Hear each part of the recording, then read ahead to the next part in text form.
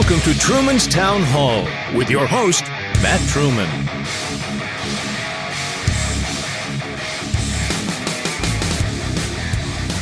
Hello, this is Matt Truman. Thank you for downloading this episode. Thank you for sharing with a friend. Today on this podcast, the first day of December, thank you for downloading. Thank you for sharing with a friend. Please share with a friend. We have a juggernaut of a program for you today. I got a lot to talk about. I'm going to start talking about my home state of Ohio, and in particularly my home county and my home city. I'm going to talk about this for a minute and indulge me, will you? In January, my old representative, who I voted for, his name is Representative Phil Plummer. He's a former sheriff of Montgomery County. He was all up in arms about a Republican working with a Democrat. Here is our representative, or former representative. Here is my former representative talking on a program, Always Right Radio, with Bob Franz.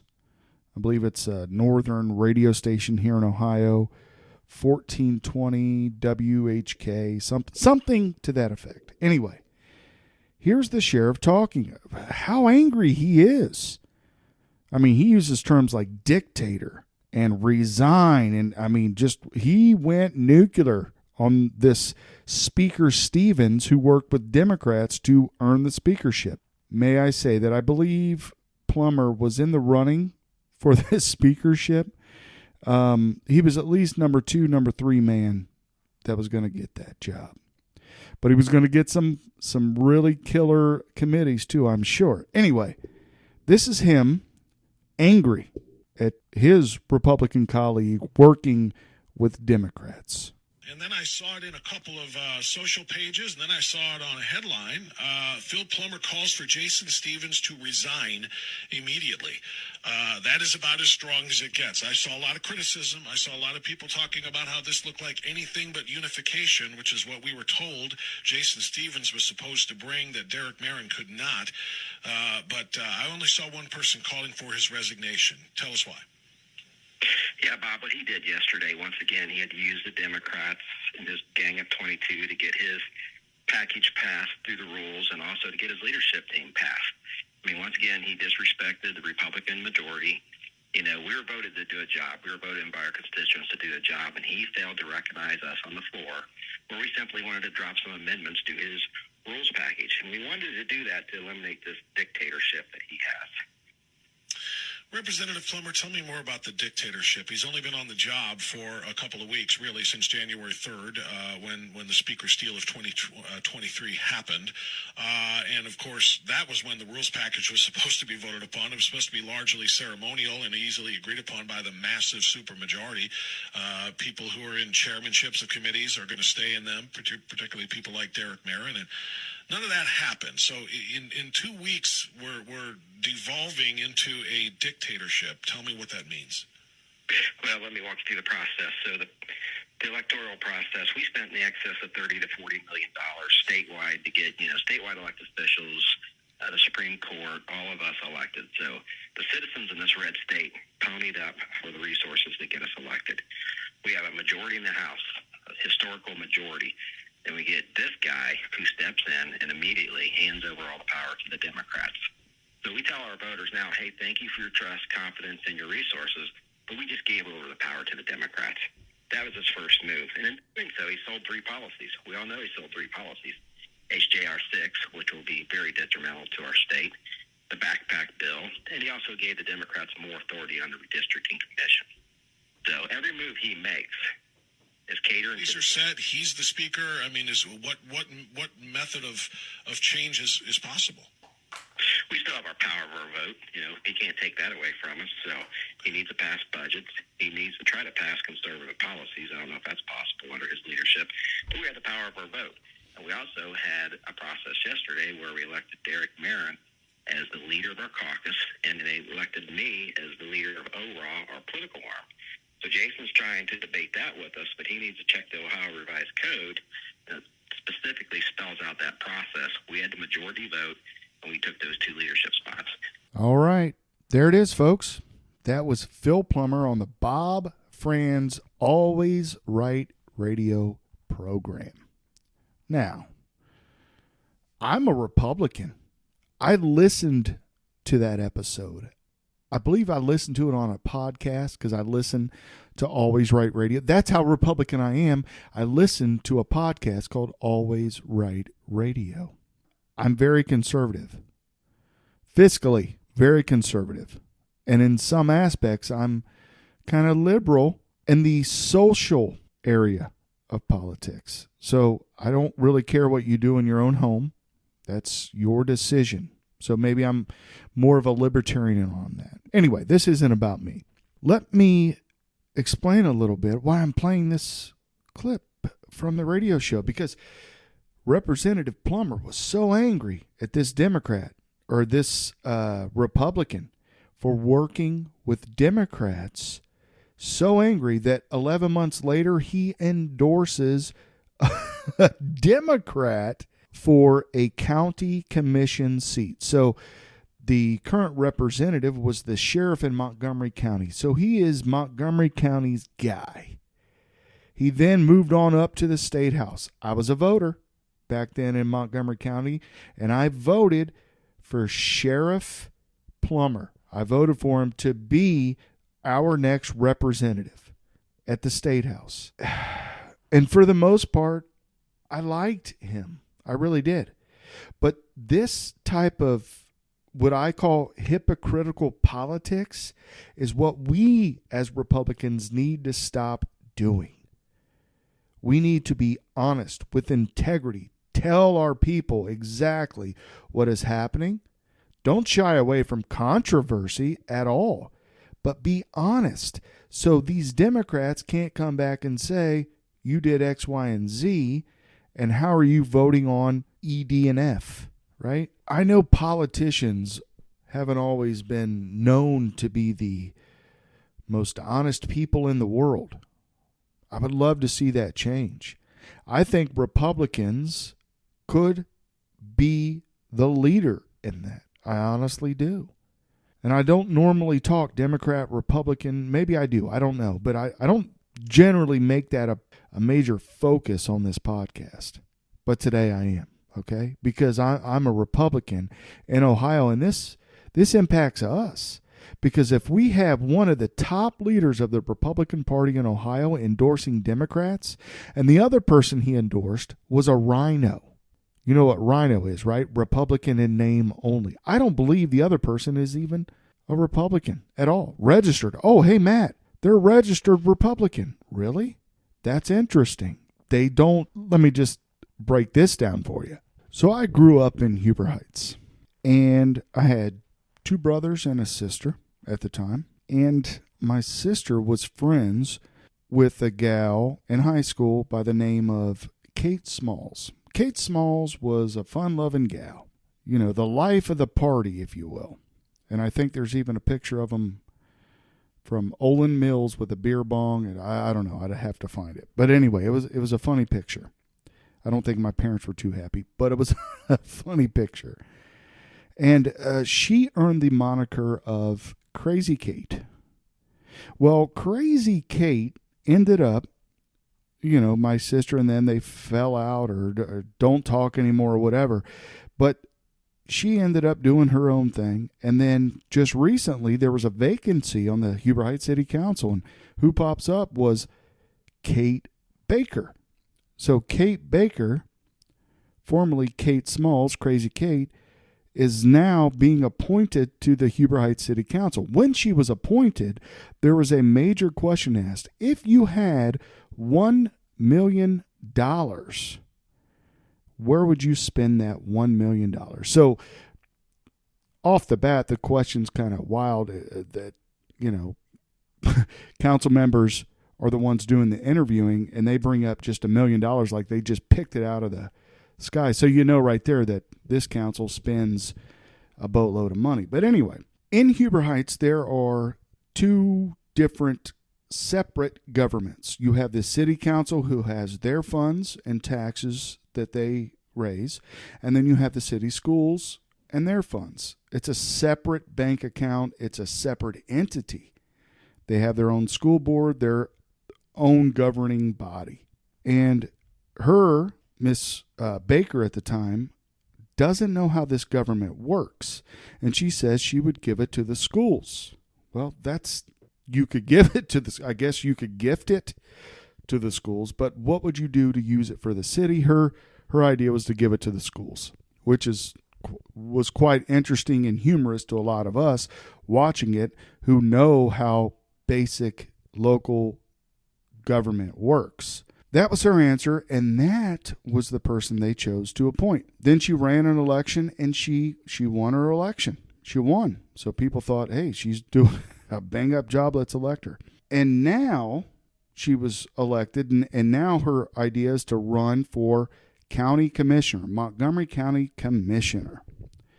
But if you look back on many of her council votes, her votes are not in the conservative realm. No, not at all. She votes on a lot of spending measures that are pet projects from your mayor, if you live in Huber Heights. I believe a lot of other your council members are in on that as well.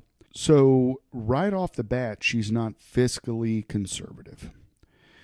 There was another time she was on the dais talking about how she appreciates the LGBT pride stuff and wanted to make that a notable statement from the dais.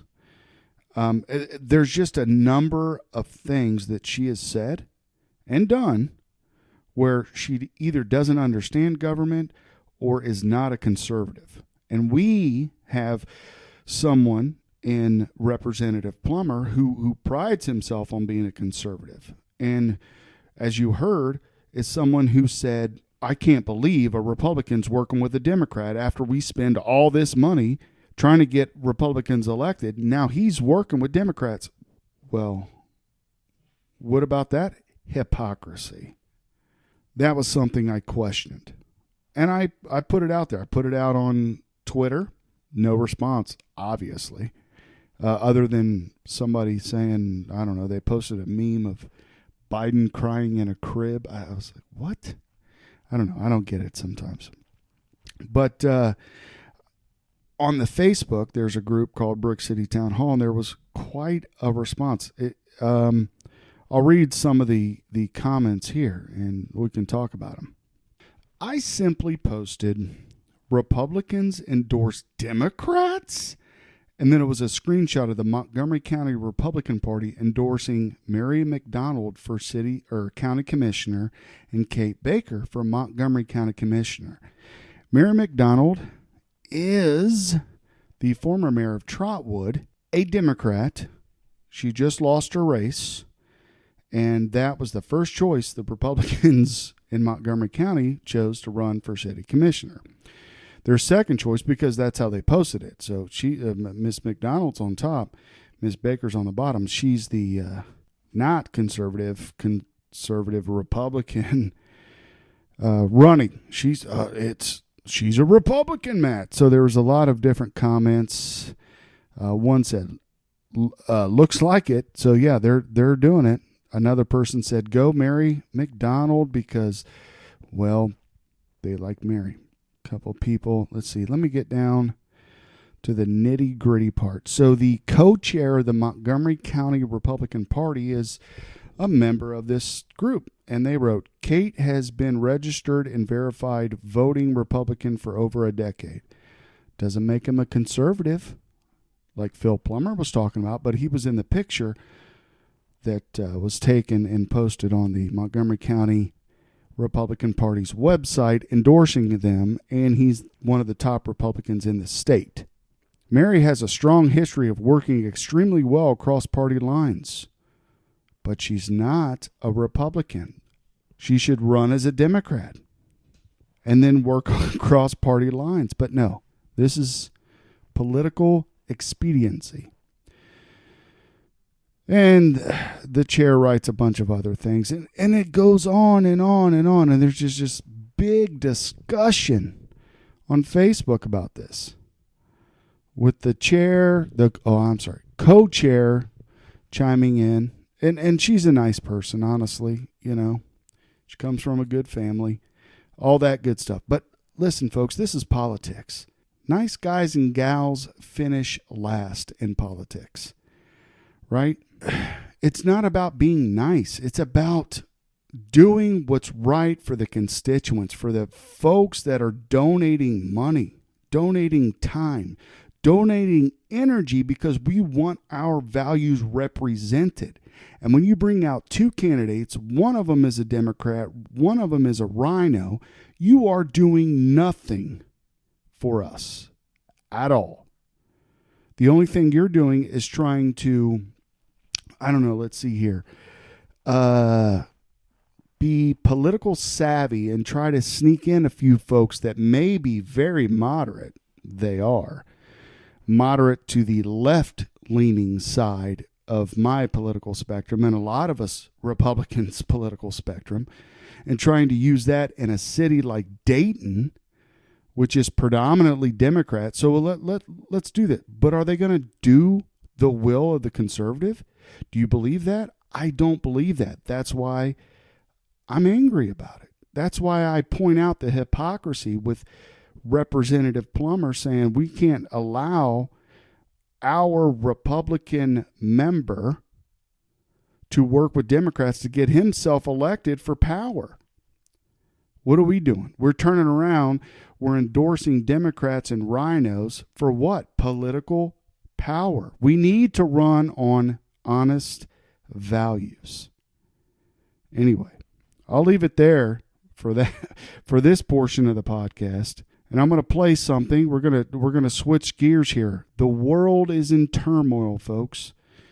We're trying to figure out what's going on. We got wars in Russia and Ukraine, Azerbaijan and Armenia. You have little skirmishes between the Houthis, backed by Iran, launching missiles to Israel. Israel's fighting Gaza and the Palestinians. There's another new war trying to break out in Guyana in Venezuela. Venezuela is claiming a portion of Guyana in South America, and that portion of land just so happens to have a ton of oil on it, and it's going to make Guyana very rich. And now all of a sudden Venezuela, the communist country of Venezuela, is looking to take that land. They're going to annex it, much like Huber Heights is, well, not exactly, but Huber Heights is annexing portions of Bethel. But Venezuela's trying to annex portions of Ghana, and this is going to spark a war. And guess what? Brazil is mobilizing troops. Guyana is mobilizing troops. Venezuela's mobilizing troops. And who else do you think is going to mobilize troops over there? We are. We're mobilizing troops for Ukraine. We're mobilizing troops for if China invades Taiwan. We're mobilizing troops in the Gulf with our Navy. Between is Iran going to get into the Israel conflict? Who knows? A lot of this stuff's going down. This is just part of what's happening around the world. The socialist government in Spain is erupting with protests from people who don't want to be socialists. If you're paying attention to things around the world, look all this stuff up. The world is in turmoil, folks. I don't know. Are we living in the tribulation? Some argue we are. Who knows? But there's stuff over in Ireland. You have folks coming in, immigrants coming in from all over the world, Africa, the Middle East, coming in, and Ireland's taking them because they have liberal governments in Europe. That was a big thing. Conor McGregor was tweeting a bunch of stuff. Now they're investigating him for hate speech. Here's a report I think we all might want to listen to. Last Thursday in Dublin, 5 people were injured in a knife attack, including 3 young children. The stabbing took place near an elementary school. where it appears the culprit was targeting children. Riots broke out.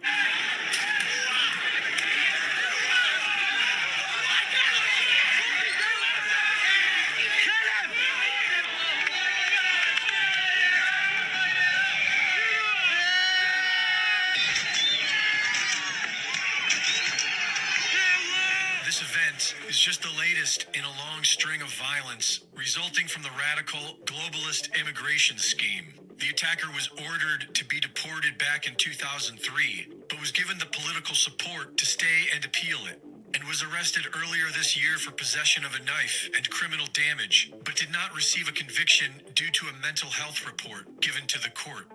If you've been paying attention, then you will recognize this as a common result of the United Nations Replacement Migration Plan. Children being attacked, women being raped, and perpetrators walking free is now a predictable outcome of forcing an established Christian culture to submit to a foreign, non-assimilating Islamic culture, many of whom are openly seeking to replace the local culture with their own by any means necessary. Radical Islam demands it.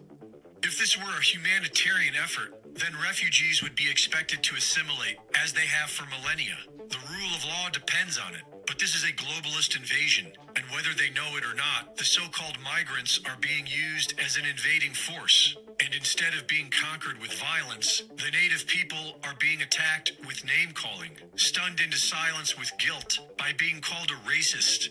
But people are starting to wake up to it. 3 out of 4 Irish people understand that they are being guilted into giving away their country, and they oppose it. But the government doesn't care. They are now preparing to pass new hate speech laws that will criminalize possession of materials likely to incite violence or hatred. These laws will make it illegal to criticize immigration policy, which isn't going to slow down anytime soon. Can you guess what the most popular boy's name was in Galway in 2022? No idea. Was it Jack? Tommy? I'd say it was probably Connor. Let's say David. I think it was Sean, was it? Jack. Cian? Cian? Yeah. Peter? No. Patrick. Richard. It was not Richard. Was it? Oh, fuck. Didn't see that coming. It wasn't Richard. No, would you like to know what it was? Yeah. According to the CSO in 2022, the most popular boy's name in Galway was Mohammed. Oh, yeah. I read that somewhere, yeah. Okay. Wasn't expecting that, but okay. Wow. Okay. Fair enough. Yeah, right. Oh, okay. Ah, fuck off. It wasn't Mohammed. In Galway. Mohammed. Greg Reese reporting. Okay, that was Greg Reese, and there's someone I know listening who may have been triggered with that report. But listen, folks, it's not about race, gender, religion. It's not about any of that. It's about who assimilates to what culture. If you go to the West Bank today, you will assimilate to that culture. If you go to Japan, you assimilate to the culture. They don't let a lot of foreigners in. Australia really doesn't. But you would assimilate to that culture. If you come to America, assimilate to the culture. It's not a black or white or brown or whatever thing. We have many cultures in America. And that's okay. But we have an American culture, too, that we all adhere to. We stand for the national anthem. We pay our taxes reluctantly. Many years, right? We salute the flag. We join our military. We fight for our country. We do all these things to be Americans. And what is happening now is something called Agenda 2030. This is something drummed up by the World Economic Forum. Look it up. Agenda 2030. Please research it. Check it out. Don't take my word for anything. Just look all this stuff up. Confirm that what I'm telling you is right. If I'm wrong, truepodcast@gmail.com. Light me up. I'll read them on here. Here's where I'm wrong. I don't care. I've been wrong before. I'll be wrong again. But what is happening around the world is they are trying to move different people in different places. Dare I say, people are dying that should not be dying. because according to some of the liberals in the world, we are overpopulated. We need to depopulate the earth. The eugenics is still alive and well in the United States. That's why you have abortion. That's why you have, I don't know, maybe some of those little shots they're giving us. It's possible. There's a lot of things possible like that. Here, check this out. Global deaths directly attributable to the vaccine, 20 million. We have conservatively 20 million people they just murdered. 2 billion serious adverse reactions of the type I described. And Fauci and Klaus Schwab and Peter Daszak and Bill Gates and Tedros, they're all still walking around. We've already had a bunch of their top people defect over and say, hey, I'm not with them, because they understand how many scientists and researchers have gone public and that they're not going to hide this. And they knew the bigger agenda. They were supposed to keep us in the lockdown and control forever and release more viruses. It didn't go the way they wanted. Their plan failed. It backfired. It will be known as the biggest crime ever committed on humanity. And their new plan to do new lockdowns backfired because we learned about it. This audience got the word out. But the point is, you just can't let this criminal group run around and reconstitute itself and do it again. I'm not saying go out and kill the head of Pfizer, but I'm saying politically, culturally, non-violently assassinate his name, assassinate his stock, assassinate everyone that served him politically, non-violently, with a assassination of his identity, because he is a bad person. Have you taken the vaccine, sir? No, I haven't taken it. They knew they were lying. They knew it erased the immune system. They knew it was depopulation, and they were going to then blame it on future viruses, the mass death the shot caused, and keep the fear going, give you even more shots as more people get sick and die. But we defeated their plan together. You actually made a comment that no one was forced to have the vaccination. You must have been fully aware that people, nurses, doctors, people to have their jobs, to keep their jobs, were forced to have the vaccination. Now, do you retract your statement that they were not forced? Senator, no, I believe firmly that nobody was forced to have a vaccine. If an employer allows an unvaccinated staff member on site, they can be fined more than $21,000, and the business will be hit with almost a $110,000 fine. Workers who falsely claim they've had the jab will wear a $10,000 fine. If you think you can not have a vaccine just because you don't want to have a vaccine, nobody was forced to have a vaccine. What a hide you have. What a ridiculous position is that? Nobody was forced to have a vaccine. And all the other tyrants and all the other would-be psychos and mad scientists need to see them jerking at the end of a rope for the millions they killed, so they understand we won't tolerate this behavior in the future, because humans come first. This is our planet. We value ourselves, and we're going to go interstellar, and you're not going to stop us. And we are a pro-human, human supremacist movement that wants to empower the species. And the globalists admit that what they count on is the general public having a low attention span and a goldfish's memory. This time, I think people will pay attention.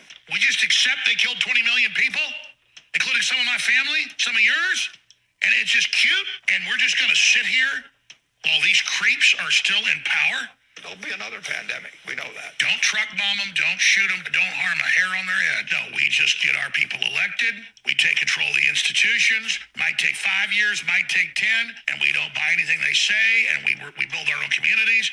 And then we start indicting them, and they start singing like canaries once we control the justice departments of the world. And we let the people that blow the whistle just get 10 years in prison.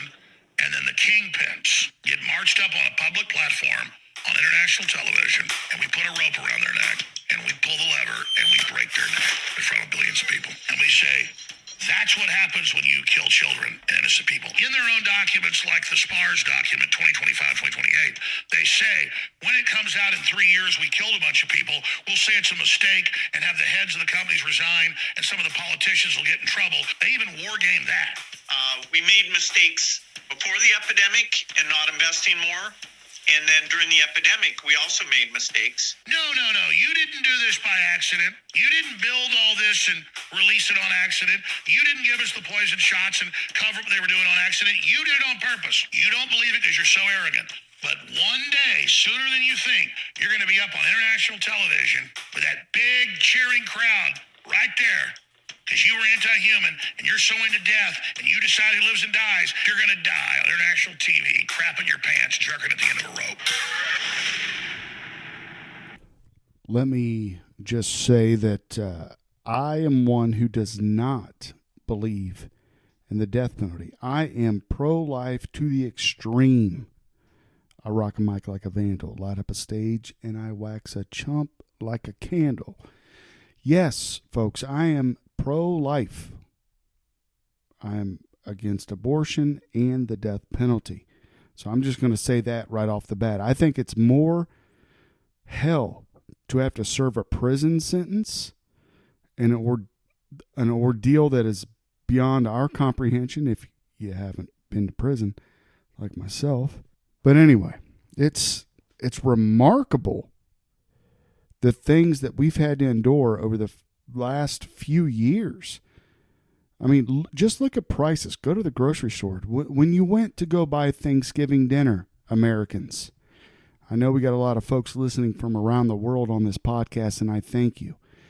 All the folks in England and India and Ireland and Colombia and Spain and Italy, all over the world, people are listening. But in America, we have this holiday called Thanksgiving. It's really the start of our country, and we celebrate that. The good and the bad, right? I talk with my kids about the good and the bad about that because I don't want to go down a big rabbit hole, but we have Native American blood. Our family does. And we're Irish, and we're German, but we're Americans at heart. And when we celebrate Thanksgiving, I went out to the store and doggone, I was buying groceries. It's crazy. I don't know how folks are making it today outside of two decent incomes, let alone somebody just chugging along trying to, we got to pray for them, folks. I mean, that's all I can say is pray for our people. Pray for the people around the world, all the suffering. Anyway, I got on a tangent like I do on Truman'sTown Hall. But there is something called Agenda 2030. I want you to check it out. And I believe a lot of this stuff is orchestrated in part of that Agenda 2030 where you'll own nothing and be happy. I want to own stuff, right? Yeah, I can't take it to my grave with me, but I can give it away to the next generation, right? There's property that I own that I would like to give to my kids. I don't know. I don't know what we're doing. Too many wars. I'm against war too, even though I fought in one. And maybe that's why. I mean, there may be a time when war is necessary. Sometimes it is. When you're attacked, war's necessary.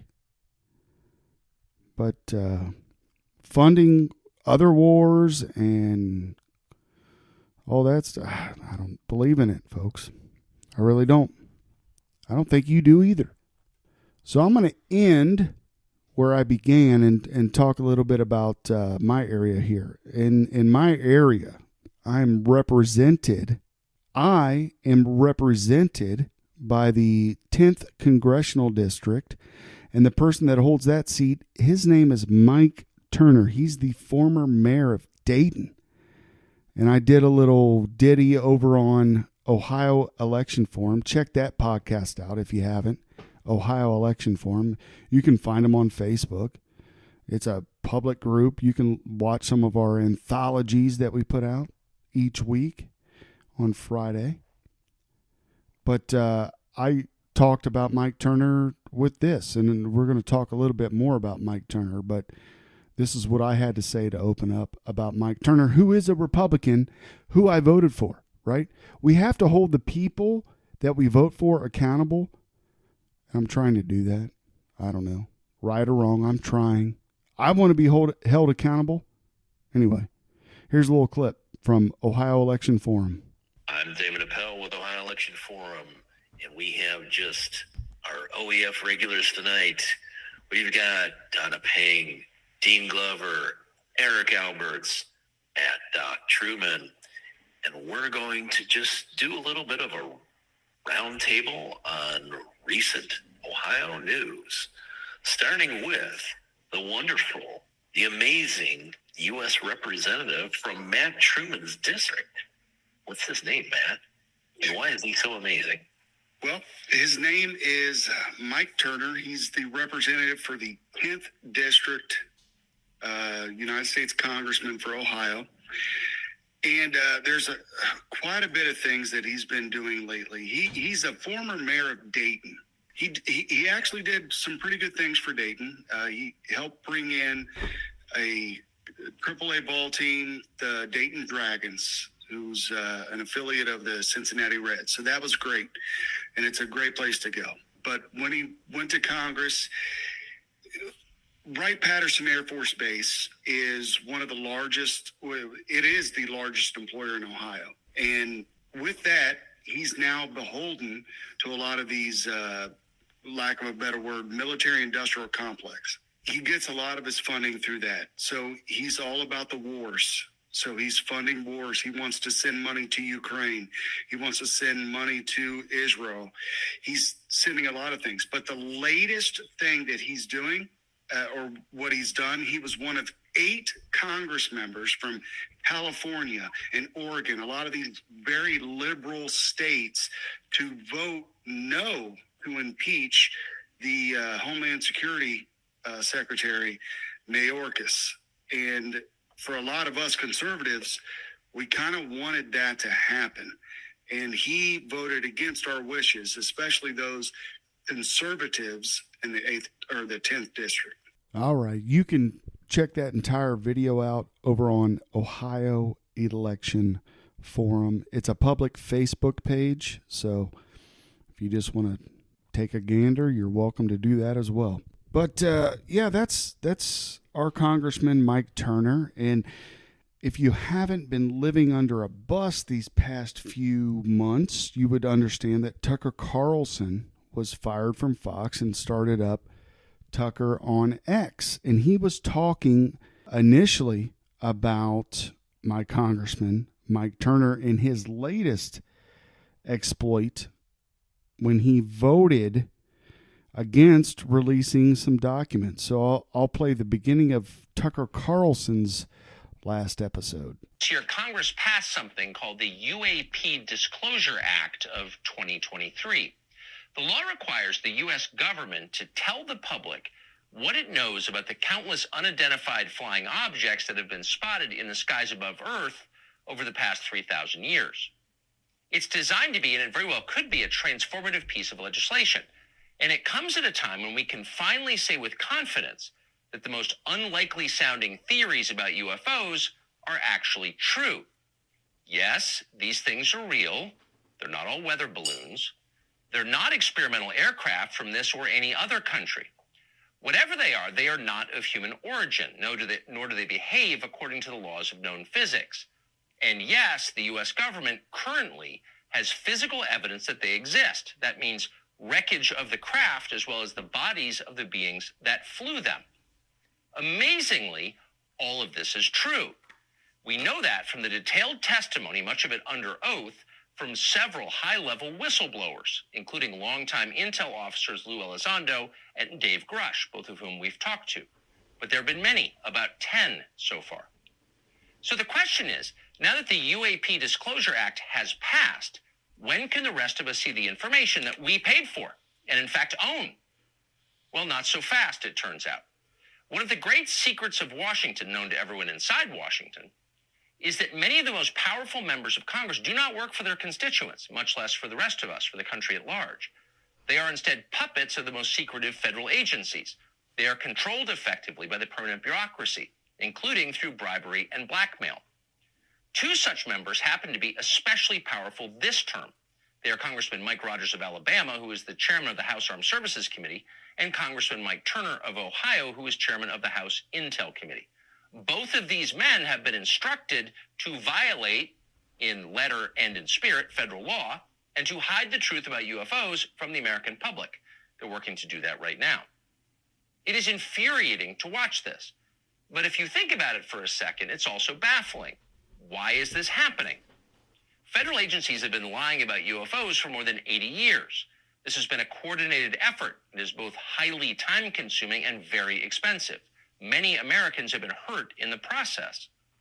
But why? What's the point of this? Wouldn't it be a lot easier just to release the facts? Now, the conventional explanation for why they haven't been released is that the U.S. government is lying about UFOs because the truth about UFOs is too scary to reveal, that they're real, and our leaders wouldn't want to panic the population. But that's not true. In fact, it's ridiculous. Wouldn't want to terrify the population? Terrifying the population is what our government does best and most avidly. Officials regularly gin up irrational fears about COVID or white supremacy or Vladimir Putin or a dozen other topics as part of a pretty obvious control strategy. It's not like these people mind it scaring you. They want to scare you, and they do it every day. So why would they lie about UFOs? Well, because they're covering up a crime, obviously, and it's their crime. Someday we'll discover what that crime is. But in the meantime, here are a few questions that honest lawmakers ought to be asking. Have government agencies used tax dollars to procure advanced non-human technology? If they have, where exactly is that technology now? Has it been used for profit? How exactly has the American public benefited from that technology? And then this question, the most pressing of all. Has the U.S. government communicated directly with the beings that piloted these craft? Have American officials ever entered into any sort of agreement with them? And if so, what are the terms of that agreement? These are not random questions. They are informed questions. And at this point, Americans have a moral right to know the answers. Well, I'm going to leave this podcast there. Do you believe in aliens? It's starting to seem like we're not alone. I don't know, though. I'm skeptical. I'm a very skeptical person, as you can tell by listening to this podcast. Anywho, thank you for listening today. If you feel compelled to leave us a review on Apple, Spotify, wherever you get this podcast, please do, even if it's a bad review. I don't care. Leave us a review. I hope you have an amazing weekend. I hope your weekend is filled with joy during this Christmas season. Man, I love you, Jesus. I tell you, without Jesus, I don't know. I don't know what my life would be. All right. This is Matt, Doc Truman, saying good night, good day, and good riddance.